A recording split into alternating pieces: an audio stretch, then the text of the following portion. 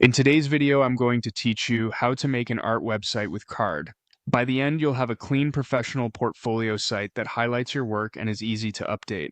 First, head to card.co and open your dashboard so you can start building. This is where all your sites live and where you'll launch new ones. Next, click New Site. Card gives you the choice between starting from scratch or using a template.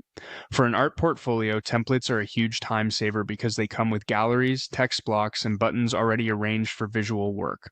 From the template screen, choose the portfolio category. These layouts are designed to showcase images beautifully with balanced spacing, readable text, and built-in sections for about info, projects, and contact.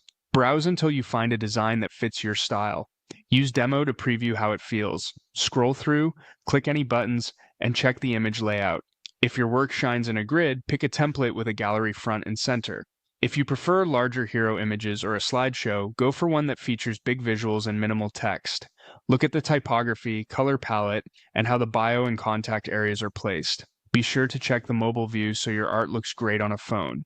When it matches your vision, select it to open the editor. Now, make your edits. Replace the hero image with one compelling piece, then update your name or studio title and a short tagline that describes your medium or style.